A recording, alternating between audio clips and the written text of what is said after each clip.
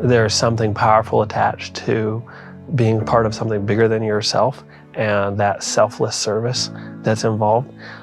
But also I think that it's a challenging environment. It's a way for you to grow. I went to the CO and they sent me to 3rd Platoon. And as they were taking me over to where 3rd Platoon was, why, there was an airstrike going on in the distance. Pilot of that plane, he got done with his airstrike, with his mission, and he come flying in and he come down flying like he was attacking us. Guys were diving for cover, and it was his last mission. I thought it was really ironic that here it was my first day and it was his last day. Our very first flight up there, we were at 29,000 feet, headed towards Tokyo, and the bombardier turned around and looked at me and he says, I never forget the look on his face, he says, Ben, this plane don't go that fast. Well, what had happened is we didn't know it, and nobody knew it at the time, but we were caught in what today they call it the jet stream. But nobody knew that there was a jet stream at that altitude, and as the formation dropped every bomb it owned in the offshore in the water. Didn't even hit the land.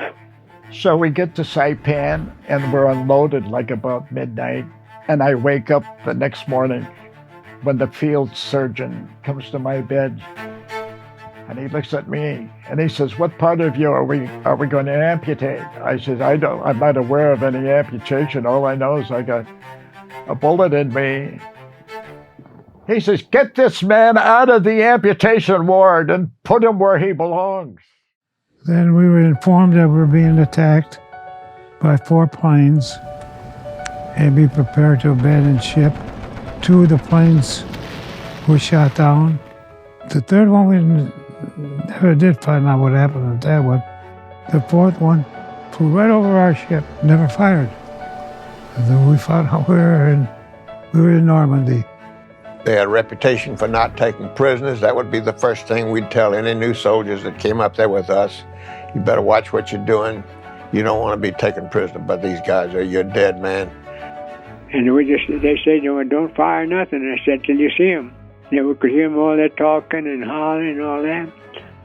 Till finally they just hollered, and came in through, When they got so close, you fire, and then you just go to bayonet. Or everybody carried a knife, And it was just hand to hand after that. When I was first in the service, we worked on the ward, and the patients were all men, and they were badly injured. Either they lost their eyes or they lost parts of their body. Anyway, they didn't want the girls and their wives to come and see them. They didn't want anybody to see them the way they looked. And that, to me, was very, very heartbreaking. Toward the end of the war, we were running so short of men that they went through our unit, repair units. All these men found that they were going to be subject to call as gunners on the planes because of our losses. We had 3 top men in our little radio group. An order went out that the 2nd man in every group was to go in on the invasion of Iwo Jima. So Jensen went. He came back alive.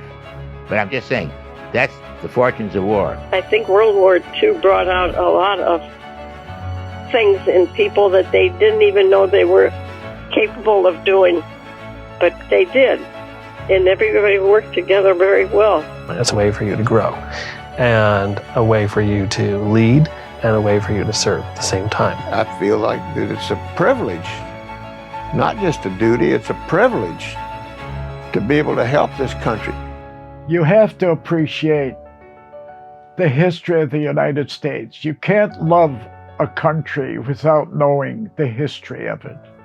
The sacrifices that were made, the people who died to give us what we've got.